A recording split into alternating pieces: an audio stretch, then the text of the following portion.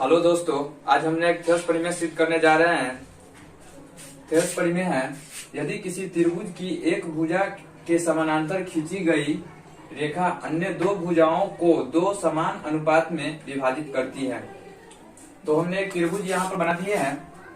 त्रिभुज है ABC, इसका नाम रख दिया है और इसके समान भुजा में विभाजित करती है। तो ये DE हो गया, DC का समान भुजा, जो कि इसमें दिया गया है कि यदि किसी त्रिभुज की एक भुजा के समानांतर खींची गई रेखा अन्य दो भुजाओं को दो समान अनुपात में विभाजित करती है। तो BC के समान DE है। तो इसमें दिया है, लिखते हैं सबसे पहले। इसमें दिया गया है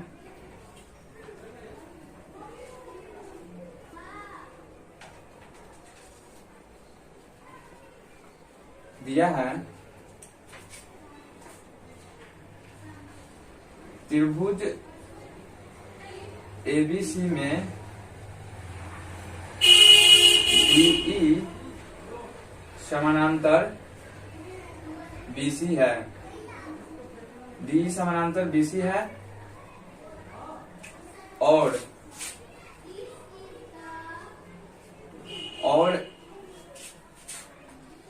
AB को बिंदु D प्रतिच्छेद करती है। AB को बिंदु D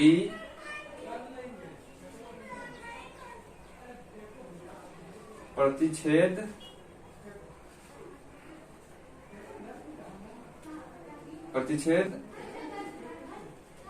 करती है और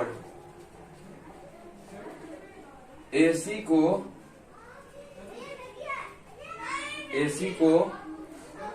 E बिंदु, यानी AB को D पर प्रतिच्छेद हो रहा है और AC को E पर प्रतिच्छेद कर रहा है, यानी AC को E बिंदु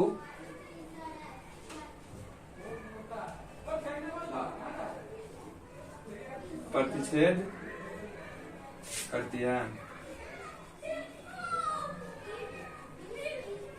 जो इस परिमेय में दिया था वो हम लिख दिए हैं। अब इसमें रचना करना पड़ेगा। तो हम यहाँ लिखते हैं रचना। सबसे पहले हम D को E से मिलाएंगे और C को D से मिलाएंगे। तो यहाँ मिला देते हैं।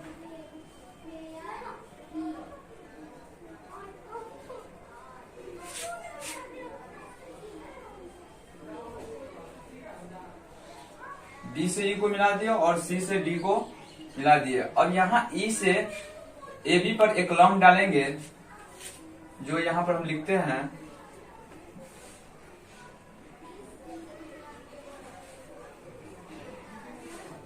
लंब हो गया। यहाँ M रख देते हैं नाम और D से AC पर एक लंब डाल देते हैं। इसका नाम M रख दिए। रचना कर लिए, यहाँ लिख लेते हैं रचना में B से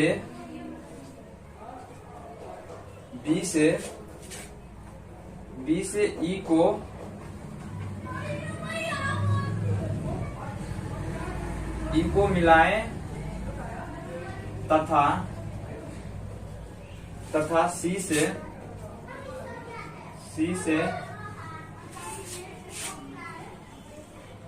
D को मिलाएं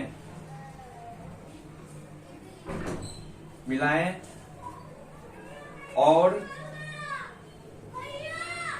EN लंब AB पर और EN लंब का ये संकेत होता है। EN लंब AB पर खींचे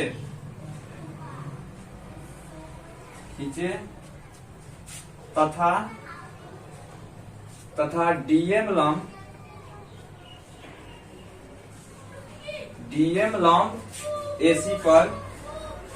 AC पर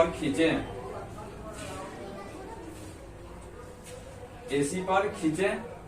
अब इसमें हम जो त्रिभुज में रचना किए थे वो हम यहाँ पर लिख दिए हैं और रचना हो गया है। आप लोग इसको उतार सकते हैं। हमने रचना कर लिए हैं। रचना में यहाँ त्रिभुज पर इसको डी से ई को मिला दिए हैं और सी से डी को, और एडी पर लंब ईएन हो गया और एई पर लंब डीएम हो गया। तो हमको सिद्ध करना है एडी बटे डीबी बराबर एई बटे ईसी, यही हमको सिद्ध करना है। तो अब हम यहां लिखते हैं उपपत्ति लिखते हैं। सबसे पहले इसमें दो त्रिभुज लेंगे, त्रिभुज है ए डी ई और दूसरा त्रिभुज होगा डी बी ई। दोनों त्रिभुज लेते हैं, लिखते हैं यहाँ पे त्रिभुज ए डी ई तथा त्रिभुज हो जाएगा डी बी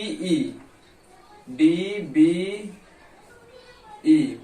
एक त्रिभुज हो गया एडीई और दूसरा त्रिभुज हो गया डीबीई। अब यहाँ दोनों त्रिभुज का हम क्या करेंगे, क्षेत्रफल निकालते हैं। तो लिखेंगे यहाँ पे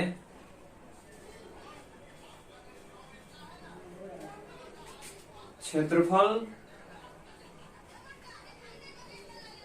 त्रिभुज ए डी ई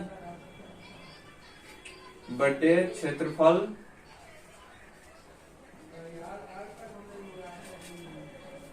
त्रिभुज डीबीई। दोनों त्रिभुज का क्षेत्रफल लेंगे। सबसे पहले एडीई का लेंगे, तो त्रिभुज एडीई में एडीई का क्षेत्रफल हो जाएगा, एडी पर लंब है ईएन, यानी कि जो जिस पर लंब होता है वो भुजा क्या होता है, आधार होता है। तो एडी आधार हो जाएगा और ईएन लंब हो जाएगा। त्रिभुज का क्षेत्रफल होता है 1/2 गुने आधार गुने ऊंचाई। तो इसका हो जाएगा 1/2 गुने आधार गुने ऊंचाई होता है। तो आधार हो जाएगा इसका एडी आधार हो गया और ऊंचाई हो जाएगा ईएन, क्योंकि एडी पर लंब है ईएन, तो एडी आधार हुआ है, ईएन हाइट हो जाएगा, ऊंचाई हो जाएगा। अब क्षेत्रफल होगा डीबीई का, डीबीई का क्षेत्रफल हो जाएगा जिसका आधार हो जाएगा डीबी और लंब ईएन ही रहेगा, ईएन होगा। तो यहां लिखते हैं 1/2 गुने आधार हो जाएगा डीबी, लंब हो जाएगा ईएन। अब इसमें 1/2 से 1/2 ये कट जाएगा और ईएन से ईएन कट जाएगा। तो अब लिखते हैं यहाँ पे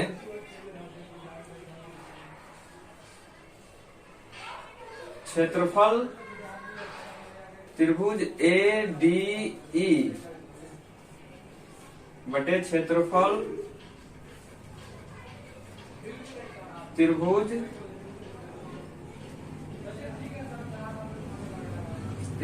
डी बी ई का बराबर हो जाएगा एडी बटे डीबी। इसको हम मान लिए फर्स्ट समीकरण, इसको फर्स्ट समीकरण मान लेते हैं। और फिर हम त्रिभुज लिखते हैं पुनः त्रिभुज, और फिर से त्रिभुज लेते हैं एक ए ई डी और ई सी डी में। अब फिर से दूसरा त्रिभुज लेते हैं ए ई डी तथा ई सी डी। अब इसका भी क्षेत्रफल निकालते हैं। तो क्षेत्रफल त्रिभुज एईडी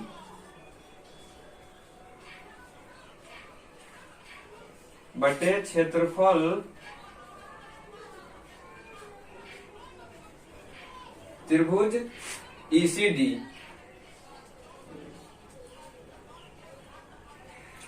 तो एईडी का जो त्रिभुज हम लिए हैं उसका लंब हो जाएगा डीएम, और डीएम एसी एई भुजा पर लंब है, तो इसका आधार हो जाएगा एई। तो लिखते हैं यहाँ पे 1/2 गुने आधार हो जाएगा एई और लंब हो जाएगा डीएम। अब दूसरा फिर से दूसरा त्रिभुज है ईसीडी। अब ईसीडी में आधार हो जाएगा ईसी और लंब डीएम होगा, 1/2 गुने आधार हो जाएगा EC और लंब हो जाएगा DM। इसमें भी 1/2 से 1/2 कट जाएगा और DM से DM कट जाएगा, तो बचेगा यहाँ पे क्षेत्रफल त्रिभुज AED बटे क्षेत्रफल त्रिभुज ECD बराबर हो जाएगा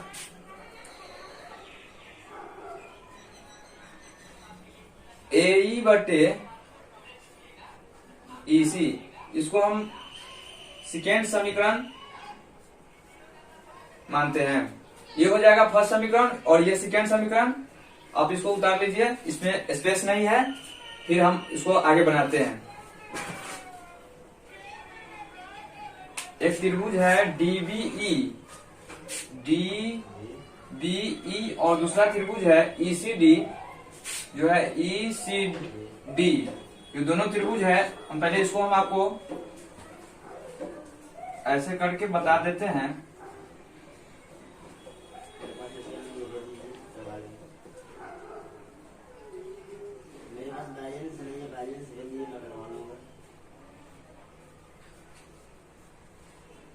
ये दोनों त्रिभुज हो गया, एक हो गया DEB और एक हो गया ECD। ये दोनों त्रिभुज जो है एक ही आधार पर है, यानी कि DE एक ही आधार पर है। तो आप लोग 9th में पढ़े होइएगा कि अगर दो त्रिभुज को एक ही आधार पर बने होता है तो वो त्रिभुज का क्षेत्रफल क्या होता है, बराबर होता है। तो ये त्रिभुज हो गया DEB और ECD एक ही आधार पर, त्रिभुज का क्षेत्रफल क्या होगा, बराबर होगा। तो हम लिखेंगे क्योंकि एक ही आधार पर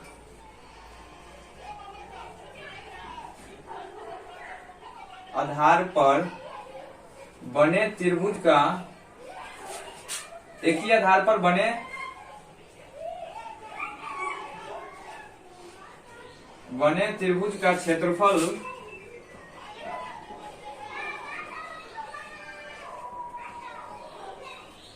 त्रिभुज का क्षेत्रफल समान होता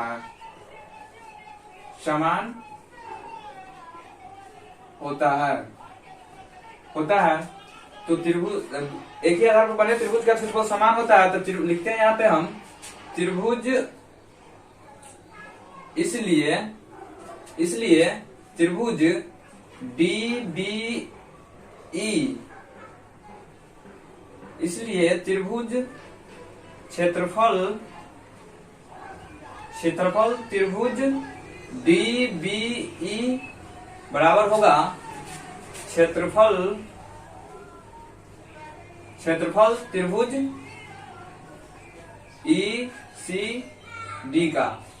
ECD का। तो अब हम समीकरण फर्स्ट और सेकंड को तुलना करेंगे।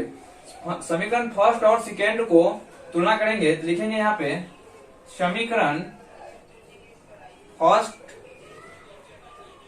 और सेकंड को तुलना करने पर, जब एक ही आधार पर बने त्रिभुज का क्षेत्रफल समान होता है, तो अगर हम फर्स्ट और सेकंड को तुलना करेंगे तो DBE बराबर हो गया क्षेत्रफल ECD। तो क्या हो जाएगा, पहला समीकरण है ADE बटे DBE, यानी क्षेत्रफल त्रिभुज ADE बटे हो गया क्षेत्रफल त्रिभुज DBE बराबर AD बटे DB है। और दूसरा त्रिभुज का जो है क्षेत्रफल AED बटे क्षेत्रफल त्रिभुज ECD, उसका बराबर है AE बटे EC, यानी कि ये दोनों बराबर है। तो क्या हो जाएगा, DBE बराबर क्षेत्रफल ECD है। तो अगर हम बराबर दोनों दिया हुआ है, अगर किसी का मान इसमें रखेंगे तो क्या हो जाएगा, ये कट जाएगा। तो कट जाएगा, इधर का लेफ्ट साइड का कट जाएगा, तो राइट साइड का क्या बचेगा। हम यहाँ लिख दिए हैं कि समीकरण फर्स्ट और सेकंड को तुलना करने पर, तो राइट साइड वाला बच जाएगा, लेफ्ट साइड वाला तो सब कट जाएगा, क्योंकि यहाँ बराबर हो गया है क्षेत्रफल त्रिभुज DBE बराबर क्षेत्रफल त्रिभुज ECD है। तो लेफ्ट साइड वाला कट जाएगा, बच जाएगा क्या, राइट साइड में। तो राइट साइड में क्या होगा, लिखते हैं यहाँ पे AD बटे DB बराबर AE बटे EC। हमको प्रूव भी यही करना था और प्रूव हो गया है। लिख देंगे यहाँ पे प्रूव्ड। तो आप लोगों को ये वीडियो कैसा लगा? अगर अच्छा लगा होगा तो वीडियो को लाइक कीजिएगा और चैनल को सब्सक्राइब कीजिएगा। मिलते हैं नेक्स्ट वीडियो में।